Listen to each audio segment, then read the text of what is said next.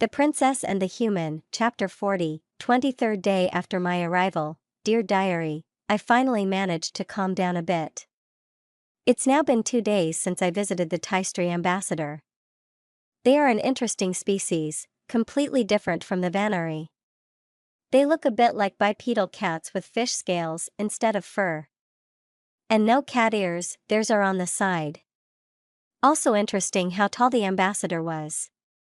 The servants all were around the size of an adult human man, but the ambassador was as tall as the princess. I'm still not sure if they did it, but the ambassador definitely acted suspiciously. There was also this one servant who was constantly loitering around. I had a really strange feeling around him. But I didn't find anything concrete. To be fair, in hindsight, I'm not really sure what I was looking for. Maybe I should have planned this better, but it wasn't pointless. My suspicion of her has definitely grown. Once the guard captain comes back, I'll have to tell him about her. Maybe he can find something out. Though thanks to this nobility crap, she's basically untouchable until there is solid evidence. That includes interrogating her. Until the princess wakes up, I'm more, or less, the only one who can talk to her without things getting ugly. Stupid politics, assuming she really is the one behind this. In an ideal world, my visit made her panic and she'd try something reckless. But I doubt she's that stupid. Still, I'd better tell the guards to be on the lookout, as well as the captain once he comes back. Once being called in, Githe opened the door and entered Nadine's room. After her, 2 maids brought in an assortment of food. Before leaving again with a bow, the small alien was sitting on the pile of pillows on her chair that allowed her to reach the desk, seemingly writing something again. Is she better? Considering you're here, she asked, hopping down to the ground. Yes, Githe affirmed. Her readings are all stable, and I couldn't detect any noteworthy traces of calcium. It has all been flushed out. The damage done to her body will take time to heal, but there should be nothing to worsen her condition. And even if, I hooked her up to many control monitors that would warn me of the slightest anomaly.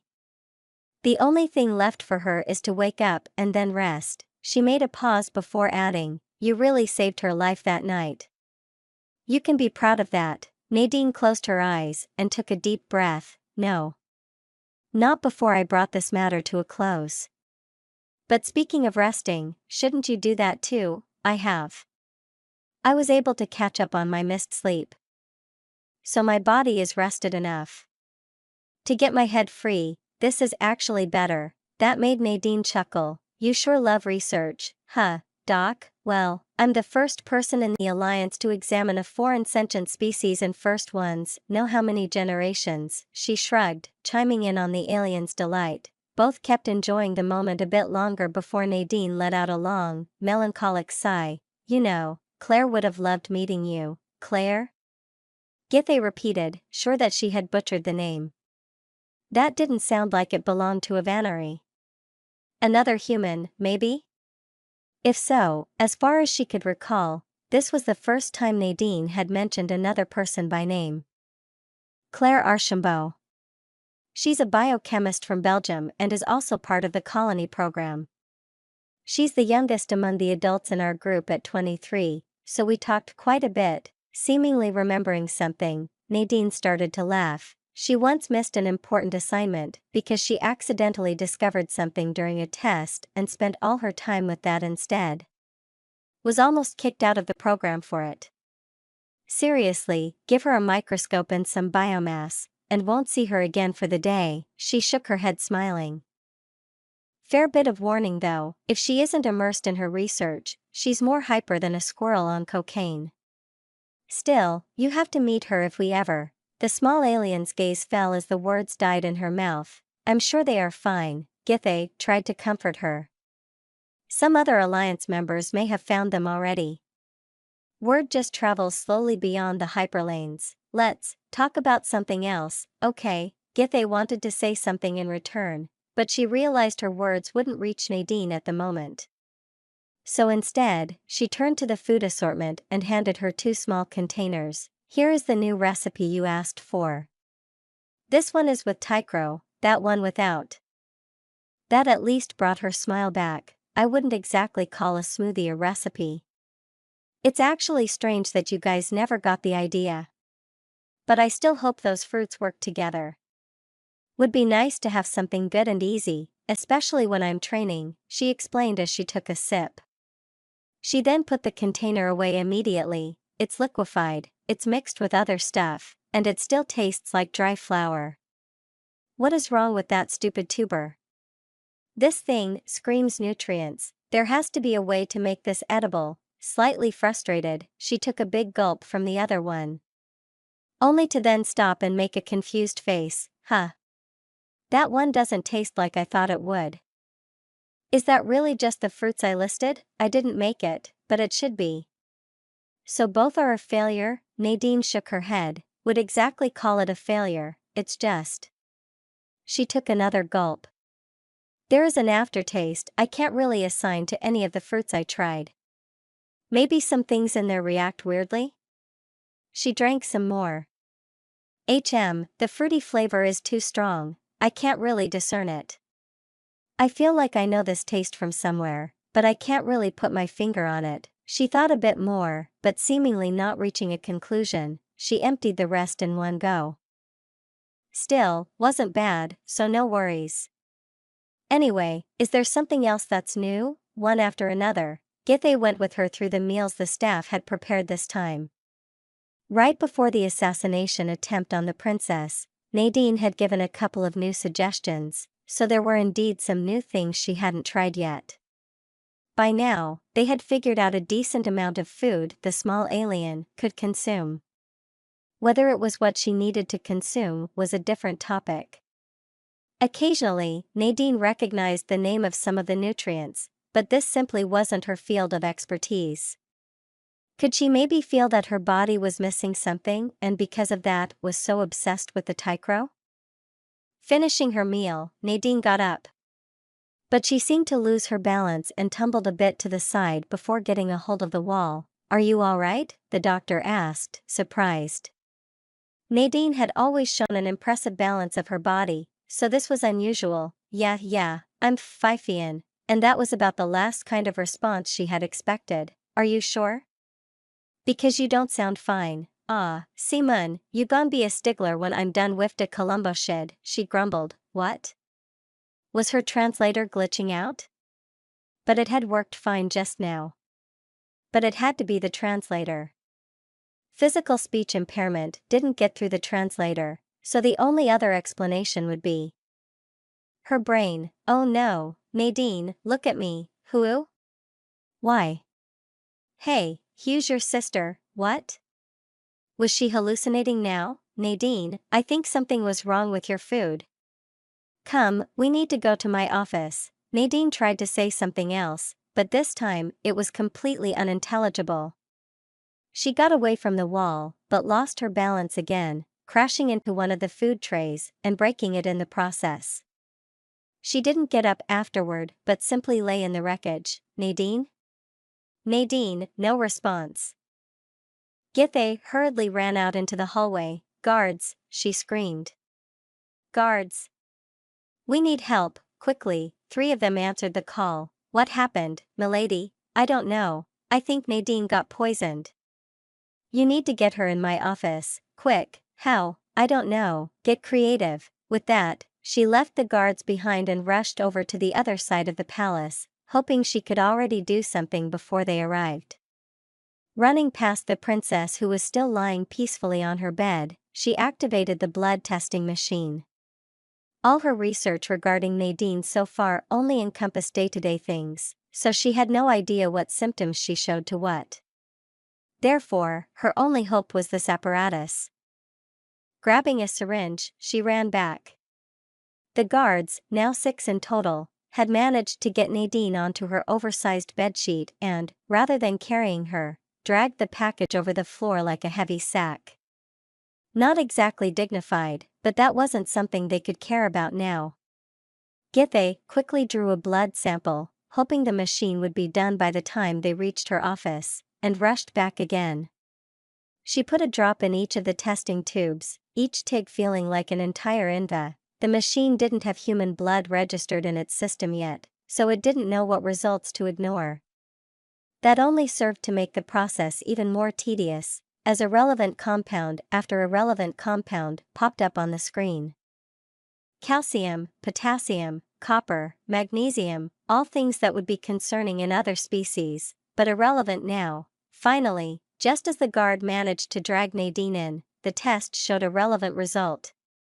One that let all the strength leave Githy's body.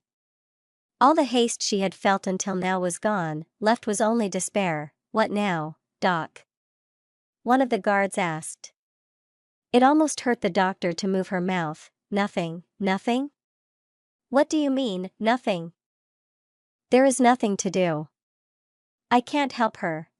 Hearing a groan, Githy jumped to her feet. It was the early morning and the doctor had skipped another night. Unable from stopping Nadine from succumbing to the poison, all she had been able to do was attempt to keep her stable and hope for a miracle.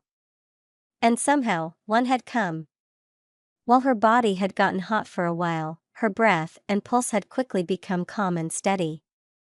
No further reactions to the toxin had shown themselves, she was just lying on her bedsheet on the floor, peacefully. The only way Githy could explain this was that whoever had done the deed underestimated her body mass and mixed too little in her food. It was probably the weird taste she had noticed. But who had done it? When? How? Unfortunately, things were far from good. It was still all but guaranteed that she had suffered permanent neural damage. It was probably especially bad for her since her brain had such high and fast computing power. Wherever the damage would manifest exactly, she would definitely have to live with severe impairments from now on. What, Nadine? Oh, by the first ones, you're awake, loud, sorry, what did you say? Could you talk not so loud, please? And, maybe turn the light off? Fuck, my head is killing me. What happened? She talked much slower than before. Githy nodded and followed her request. Before taking notes, she quickly needed to assess all long-term symptoms. The headache would probably be the least of them. Nadine, I need you to stay calm. This will probably come as a shock, but someone tried to poison you, huh? She sounded more confused than shocked. Poison? With what? With alcohol? The doctor was stumped. Despite her condition and just from the symptoms, she was able to discern the toxin. Yes. Ethanol to be exact. Oh boy, do I have a story for you once this hangover is gone. With that, Nadine rolled to her side and closed her eyes again. How was she so calm, doctor? A voice called for her from the destroyed door. Turning her head, she noticed two guards as well as the guard captain. She signed for them to be quiet before stepping out into the hallway. I see you are back, Captain. She greeted him once she was sure they were far enough away as to not disturb Nadine. How did your investigation go? I take it you know that the suicide of the culprit was likely staged. Yes, Nadine told me. Speaking of, how is she? To my absolute surprise, alive. But despite her luck, there are still severe long-term consequences to be expected. Which ones exactly, I cannot tell yet. Ethanol is incredibly dangerous. The captain nodded. I see. When my men told me the name, I asked around. You can't just acquire this stuff normally, right? Correct. Because it is so potent and there is no known antidote, you need a special research license to purchase it, MHM. But you have such a license, right? That comment made Githy stop. I do. I don't see how that is relevant though. It is insofar relevant that I have to ask you to come with me. It actually took her a while to process what she had just heard and to understand what the captain was hinting at. You must be joking. Most certainly not. Are you? Why would you even think that? Well, you were one of few that knew about her theory of the staged suicide. Maybe you wanted to silence her. Why would I want to wait? Are you saying I attempted to assassinate Her Highness? That makes no sense. I was the one who saved her, she shouted, fuming over his audacity. Maybe you didn't want her to die, just take her out, I don't know. I mean, our only source that she is fine now, and will soon wake up is you, after all. True, I don't know what you would hope to gain from this, but you see, by the time the maid in question was shot, you weren't back to the palace yet, but arrived shortly after, meaning you could have been in the city. You were one of the few who knew about Lady Nadine's suspicion, you were the one who gave her the poisoned meal, and despite alerting the guards, you were rather quick in announcing that she was beyond saving. Yes, because as I said, there is no antidote against ethanol. It's a deadly neurotoxin. She took a breath. Alright, if you say it like that, there's a hint in my direction, I'll give you that much. But that's not nearly enough. I might be of low rank, but I'm still a noble and in service of the Star Palace. You can't accuse me unless you have either Her Highness's order or solid evidence. That is true. Then instead of chasing dash, she didn't finish her sentence as the captain held a datapad in her face. What she saw made her freeze. It was a bill of delivery for a small shipment of ethanol. Ordered with her license, what do you say? Does this qualify as solid evidence?